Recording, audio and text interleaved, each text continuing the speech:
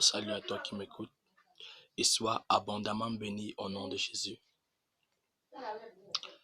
Je bénis le Seigneur qui m'accorde la grâce de partager sa parole avec toi.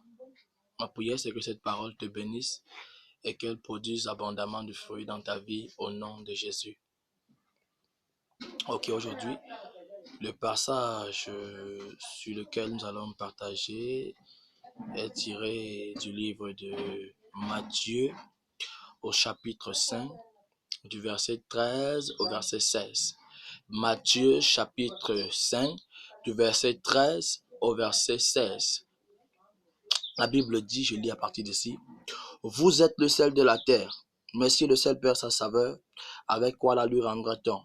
Il ne sert plus qu'à être jeté dehors et foulé aux pieds par les hommes. Vous êtes la lumière du monde. Une ville située sur une montagne ne peut être cachée.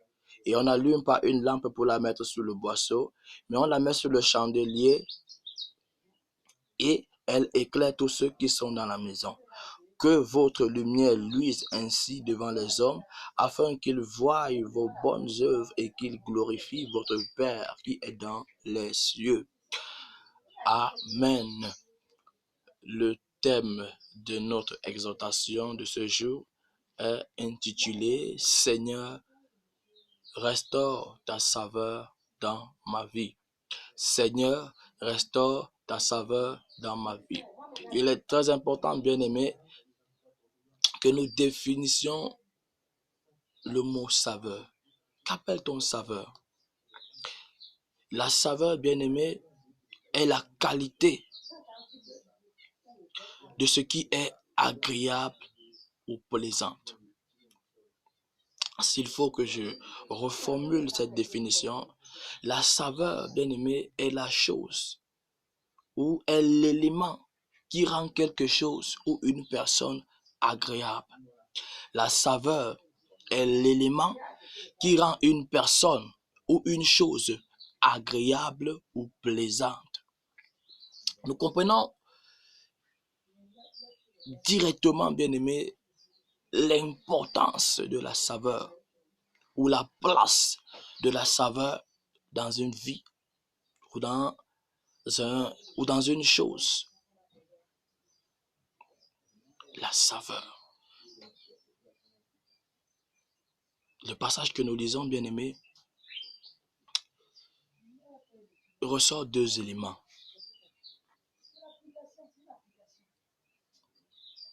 Le sel et la lumière. Et la Bible dit clairement, et Jésus s'adresse ici à nous les chrétiens. Il dit, vous êtes le sel de la terre. Et si le sel perd sa saveur, avec quoi la lui rendra-t-on? Il ne sert plus qu'à être jeté dehors et foulé aux pieds par les hommes. Bien-aimé,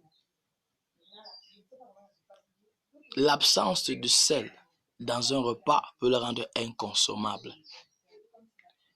Et bien évidemment, parce qu'il sera dépourvu de sa saveur. Il sera dépourvu de saveur. Alors, que représente la saveur dans la vie d'un chrétien? Que représente la saveur dans la vie d'une famille? Que représente la saveur dans une église, dans une communauté? La saveur, bien-aimée, fait allusion ici à l'Esprit de Dieu, à la présence de Dieu. Lorsqu'un homme, lorsqu'un chrétien perd sa saveur, la Bible dit qu'il ne sert plus qu'à être jeté dehors et foulé aux pieds par les hommes. Lorsqu'un chrétien perd sa saveur, il ne sait plus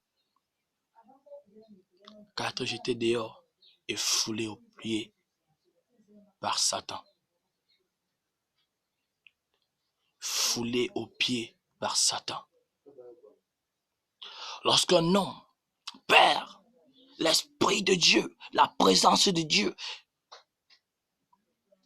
Lorsqu'un chrétien perd l'Esprit de Dieu, attriste l'Esprit de Dieu au point où il se retire. Lorsqu'un chrétien perd la présence de Dieu, il perd en même temps sa valeur.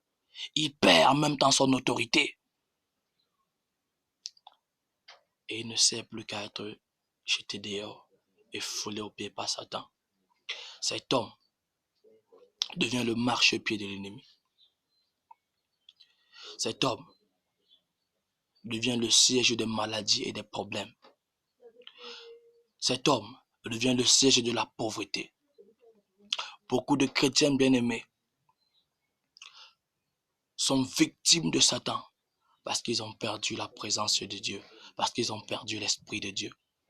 À un moment donné de leur marche, ils ont attristé l'Esprit de Dieu, soit par le péché, soit par la désobéissance. Et l'Esprit de Dieu s'est retiré. Et sa vie est devenue un chaos. Oh, tu peux interpréter ça n'importe comment. Mais l'Esprit de Dieu que tu as perdu, qui était celui qui apportait l'autorité, le poids, la valeur à ta vie, dès qu'il est parti, l'ennemi a commencé à fouler, à détruire ta vie.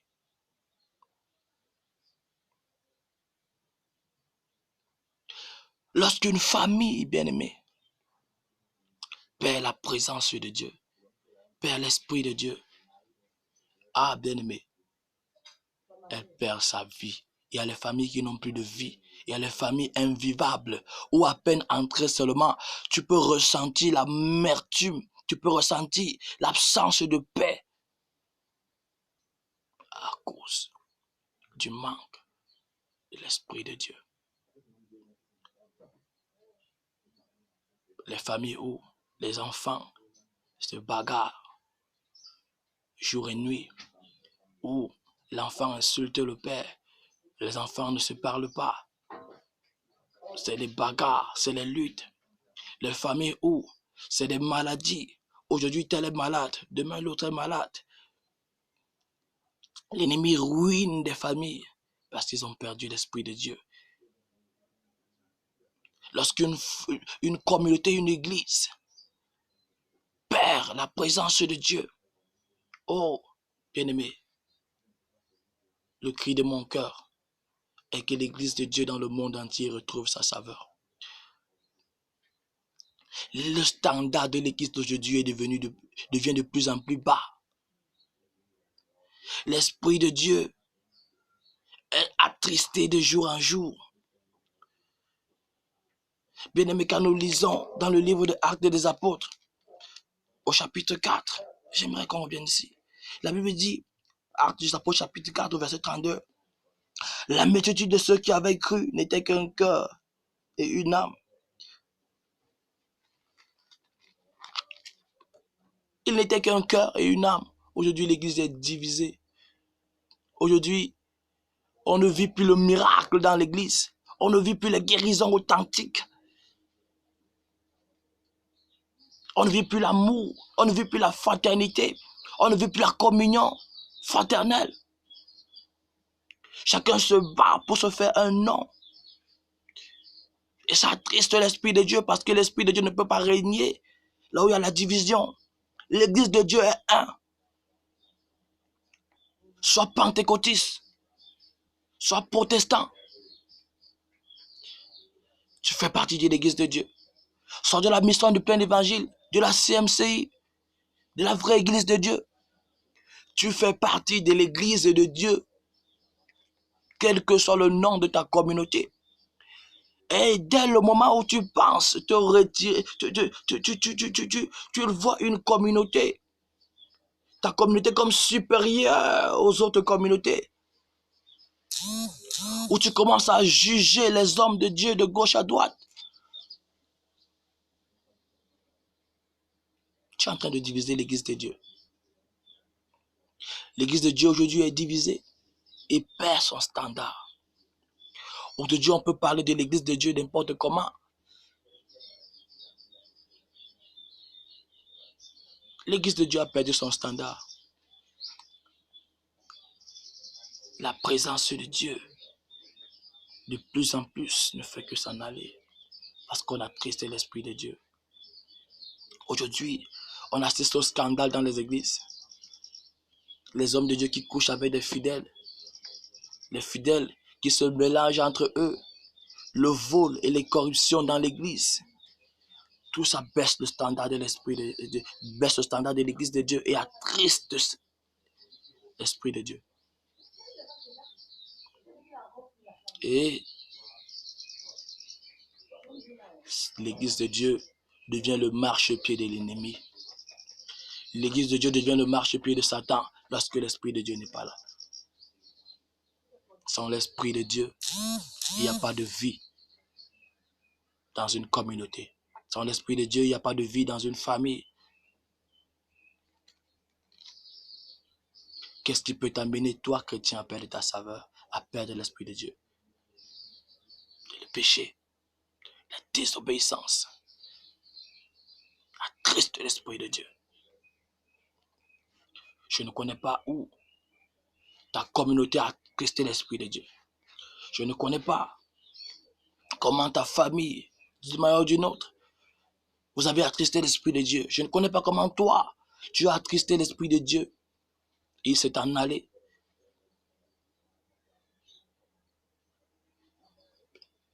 Mais aujourd'hui, j'aimerais te dire que tu as besoin de l'Esprit de Dieu dans ta vie. Ta vie de prière est morte. Ta vie de méditation de la parole est morte. Oh, tu ne veux même plus la communion fraternelle. Le partage n'est plus ta portion. Jésus, aujourd'hui, il veut t'aider. Il veut restaurer sa présence dans ta vie. Il veut restaurer ta présence dans ta famille. Il veut restaurer ta présence dans ta communauté. Une chose, sois juste humble et accepte qu'à un moment donné de ta marche avec Dieu, tu t'es détourné de ses voies, tu as désobéi, tu as péché contre lui et tu as attristé son esprit, c'est en allé. Et Satan a commencé à régner dans ta vie, dans ta famille, dans ta communauté. Et répands-toi. Demande pardon à Dieu. Sois sincère. Ouvre-lui ton cœur et dis, Seigneur, j'ai péché contre toi, j'ai désobéi à ta parole, j'ai désobéi à mes autorités spirituelles, j'ai désobéi à mes dirigeants, j'ai désobéi à mon pasteur. Seigneur, je te demande pardon. Pardonne-moi et restaure ta présence dans ma vie. Et comme ça, tu pourras restaurer la saveur de Dieu dans ta vie. Et comme ça, tu pourras à nouveau être la lumière du monde. Oh bien-aimé, lorsqu'un homme porte la présence de Dieu, il apporte la saveur partout. Il apporte la saveur dans sa famille. Il apporte la saveur dans son lieu de service. Il apporte la saveur dans sa communauté.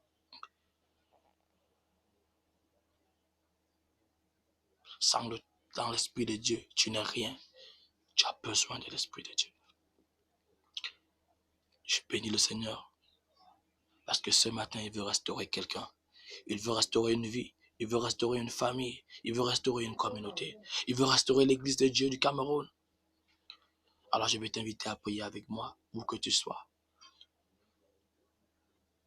Je vais dire, Seigneur Jésus, j'ai péché contre toi. J'ai été désobéissant. Je me suis laissé conduire par la chair. J'ai abandonné tes voies. Bien que je faisais les activités à l'église, mais mon cœur était loin de toi. Pardonne-moi, Seigneur. Au nom de Jésus, restaure ton esprit dans ma vie. Restaure ton esprit dans ma communauté. Restaure ton esprit dans ma famille. Au nom de Jésus-Christ. Amen. Je vais prier pour toi. Père éternel, mon Dieu, je te bénis pour toute personne qui m'écoute en ce moment. Je prie, Seigneur mon Dieu, que tu pardonnes tout péché, que tu pardonnes toute désobéissance, Seigneur mon Dieu, et que tu restaures ton esprit dans les vies, dans les familles et dans les communautés. Au nom puissant de Jésus-Christ. Reçois la gloire, Seigneur. Au nom de Jésus-Christ. Amen. Sois abondamment béni et surtout, n'hésite pas à t'abonner à ma page. C'était l'évangéliste Yves. Sois abondamment béni et que le Seigneur restaure sa saveur dans ta vie. Shalom.